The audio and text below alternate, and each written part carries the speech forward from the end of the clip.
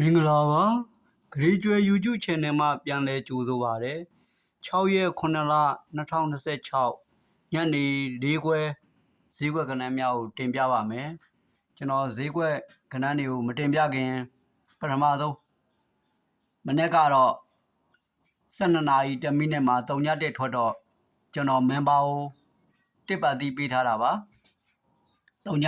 1ထွက်တော့ member ကဏ္ဍတော့အောင်သွားပါပြီ public ကိုပေးထားတဲ့6ပတ်သီးတော့မထွက်သေးပါဘူးမိမိတို့ကဏ္ဍဘိုင်းတစ်လုံးတွေ့ရင်6ကလေးနဲ့လည်းကတ်ထိုးဖို့ကျွန်တော်တိုက်တွန်းလိုပါတယ် public ကို6ပတ်သီးပေးထားပါတယ်ဒီမှာကကဏ္ဍဖြစ်စဉ်တွေကိုကျွန်တော်ရင်ပြပါမယ်သူကဗရိတ်6လို့လိုက်လာတာနဲ့နောက်တစ်ချိန်မှာဗရိတ်1လို့လိုက်လာနဲ့နောက်တစ်ချိန်မှာဗရိတ်6လို့လိုက်လာနဲ့နောက်တစ်ချိန်မှာဗရိတ်1ဒါကဏ္ဍတွေရဲ့အသွားလာပါခုတစ်ခါလဲဗရိတ်1ထွက်တော့ဒီမှာဗရိတ်6လို့ကျွန်တော်တော့ယူဆပါတယ်ဗရိတ်6ကိုထိုးဖို့ကျွန်တော်တိုက်တွန်းချင်ပါတယ်ကျွန်တော်ဒီမှာတွေ့ရှိတဲ့ကဏ္ဍတွေကိုတော့အရင်ဆုံးတင်ပြပါမယ်ကျွန်တော်ဒီမှာက2နာရီနဲ့9ခွဲ12နာရီ10မိနစ်2နာရီညနေ4ခွဲ4ချိန်စရာလေးပါအဲ့ဒီမှာ2နာရီကဒီ6ထိပ်နဲ့ဒီညနေ4ခွဲက8ပိတ်နဲ့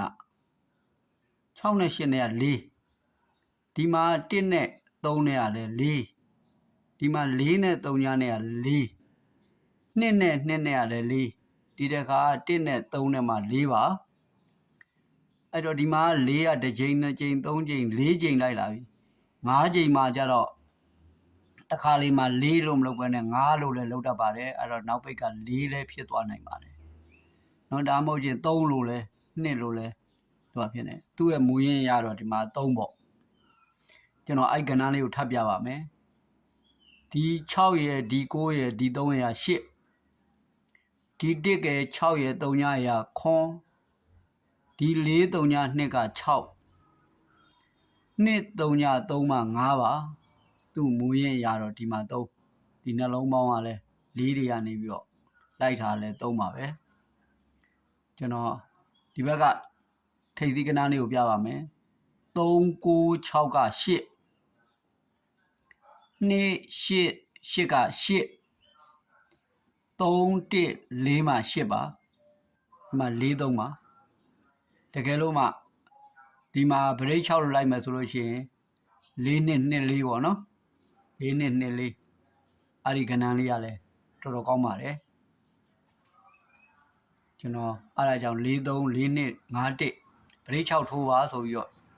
တင်ပေးလိုက်တာပါအဲ့ဒီမှာကနောက်ထပ်ဖြစ်စဉ်တစ်ခုကဒီနှစ်နဲ့ဒီ4နဲ့က6အဲ့ဒါဒီစိတ်စည်း6ပါဒီ2နာရီကဏ္ဍ4 6ကနှလုံးပေါင်း3ညနောက်ပိတ်ပါဒီ6နဲ့ဒီ2နဲ့က8ပါအဲ့ဒါထိပ်စည်း8ပါဒီ2 3ညကနှလုံးပေါင်း2နောက်ပိတ်ပါဒီက3ဝင်မြောက်လိုက်မလားတော့6နဲ့ဒီ1နဲ့က3ညပါဒီ1နဲ့3ညနဲ့ပေါင်းတော့1ပါ3ည1ဇက်တိုက်ကြီးဖြစ်နိုင်ကြီးတော့နဲပါတယ်ဒါပေမဲ့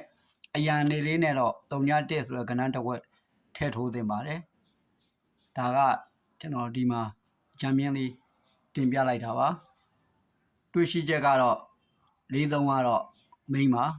4နှစ်တို့4နှစ်အားပေါ့နော်ကျန်တဲ့ကဏ္ဍလေးတွေတော့